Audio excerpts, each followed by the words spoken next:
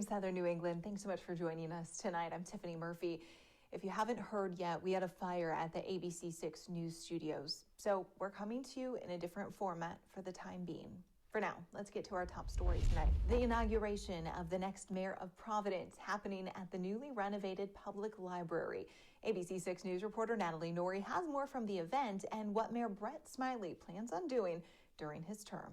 Providence officially under new leadership today as Jorge Elorza passed the torch to Brett Smiley, the 39th mayor of the capital city.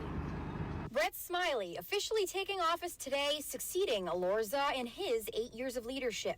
Smiley addressing the city today at his inauguration, honing in on three main topics for Providence to expect as his priorities in office. Together, we're going to turn around our education system.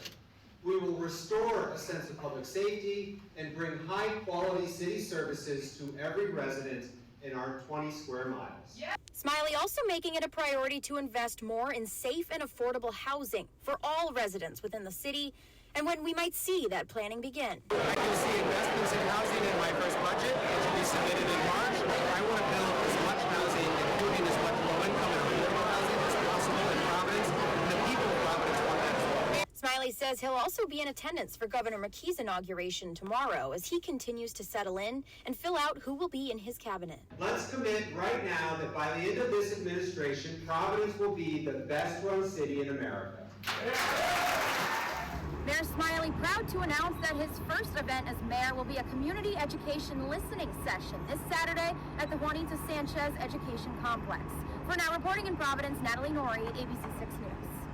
And the Providence City Council also hosting its inauguration and election of council leadership today. Rachel Miller was elected as the new council president. She's the first member of the LGBTQ+ community to serve in that role. Miller is replacing John Igliozzi, who did not run again because of term limits. First-time councilman Juan Picardo was also elected to serve as president pro tempore of the council. The new council is made up of 8 incumbent members and 7 newly elected officials, with the majority of members being women. The new year means new laws going into effect here in Southern New England. The minimum wage is now a bit higher in both Rhode Island and Massachusetts. With the start of the new year, it's now up to $13 an hour in the Ocean State, $15 an hour in Mass. It's part of a gradual escalation of wages in both states. Rhode Island's minimum wage is set to hit $15 an hour in 2025. Also in Rhode Island, employers are now required to include a salary range with their job postings. It's time now for a check of our forecast. Here's Storm Tracker meteorologist Kelly Bates. Even after the cold start and the day full of clouds, we found temperatures that were still on the milder side. We are running temperatures in the upper 40s to lower to mid 50s, depending on where you are. Basically determined what you got. And the big factor was if you saw any sunshine today. So 47 at TF Green, 46 in Newport, 49 was our high in New Bedford. But even though it is, well, chilly, we are technically warmer than average. Your average high is 40. So we did bring in a lot of clouds, and then we're going to bring in some more as we go overnight tonight. You see, we have this warm front on the approach that's currently working its way through the Ohio River Valley. That will be arriving with eventually rain, but not until tomorrow afternoon. So for tonight into the overnight, if you have any plans for this evening, you should be just fine. We're looking at dry conditions, and then the clouds just thicken up as we go through the overnight time frame. Look for temperatures to bottom out in the 30s, and they're going to be rising pre-dawn. So your morning commute should actually be fine. And the bus stop should be okay, little chilly for the little ones when they go out to meet the bus. And we'll have a look at both your commute forecast and your back to school forecast coming up in just a couple minutes. Tiffany? Rhode Island State Police making 13 DUI arrests over the New Year's holiday weekend. State Police say they are also investigating 54 crashes and that they issued 424 tickets for traffic violations. Rhode Island State Police say a crash early Saturday morning took the life of a 43-year-old Massachusetts man. Officials responding to Route 95 North just south of Kingstown Road after 11:30 Saturday morning. Witnesses on scene said that driver, Eric Qualley of Cambridge, started driving erratically before hitting a barrier, then crossing all lanes of traffic before hitting the guardrail on the other side. That caused his vehicle to roll over. Qualley was taken to the hospital and later pronounced dead. A fire in Freetown, originally called in as a brush fire, turned out to be dozens of vehicles on fire. Freetown Fire Department says they were called to the scene on South Main Street late Saturday night. They arrived at Copart Auto Auction. There they found about 20 cars on fire, 100 other cars in the range of that blaze. Officials tell us they were able to contain the fire with 30 cars in total affected. The cause of that fire being investigated. After a machete attack in Times Square on New Year's Eve, targeting 3 cops and sending spectators scrambling, the investigation now turns to a possible hate-fueled motive. Here's ABC's Morgan Norwood. Federal authorities are joining the investigation into what could be the most serious potential incident of terrorism in the history of New Year's Eve in Times Square.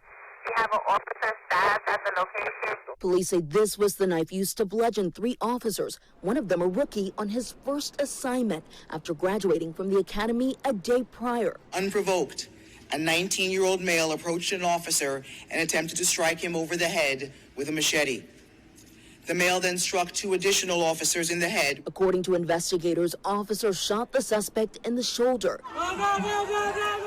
And moments after, dozens seen scrambling, running away in fear, worried there was a mass shooter. Well, I thought it was a shooting, and I was trying to get out of there as quick as possible. We thought, somebody's trying to shoot as many people as possible. Another mass shooting. Authorities say the suspect behind the grisly attack is 19-year-old Trevor Bickford. The FBI is searching his home in Maine while investigators zero in on writings and social media posts that sources say point to recent radicalization. Law enforcement saying last month the suspect's mother told them she was concerned Bickford was gravitating towards dangerous Islamic ideologies. And in the days before New Year's Eve, the NYPD security bulletin warned that jihadist websites had been calling for attacks, including stabbings. And I want to be clear that the FBI, through the Joint Terrorism Task Force, is working very closely with them to determine the nature of this attack, and we will run every lead to ground.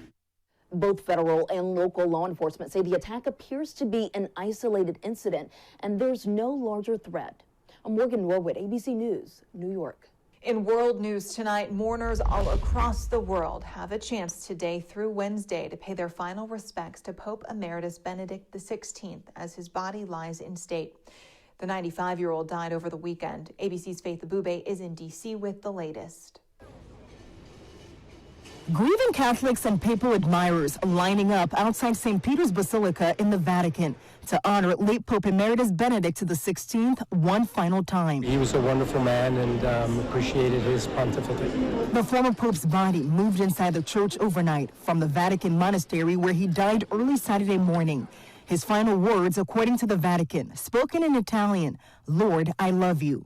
Pope Francis and several cardinals paying their respects privately shortly after. Benedict was, before all, a man of faith, personal faith, very profound and solid. The Pope Emeritus was elected leader of the Catholic Church back in 2005, a lifetime position. But he served just under 8 years before his shocking retirement in 2013, citing his declining health. The first resignation of a pope in 600 years. The fact that Pope Benedict did it, and is seen as a traditional Orthodox person and priest, really opens up the way for example, Francis to resign if he wants. The conservative and Catholic traditionalist was admired for his teachings as he was criticized in the wake of the sex abuse scandal that has rocked the church, specifically for transferring priests accused of abuse instead of removing them when he was an archbishop. Later, as a pope, Benedict XVI was the first pontiff to meet with the church's sex abuse victims and publicly acknowledged their trauma. He was not afraid to face the questions of today. He was very open in that regard. And world leaders, including President Biden, are also remembering the late pontiff. President Biden saying he will always remember his generosity and hopes that his focus on charity continues to be an inspiration. In Washington, Faith Abube, ABC News.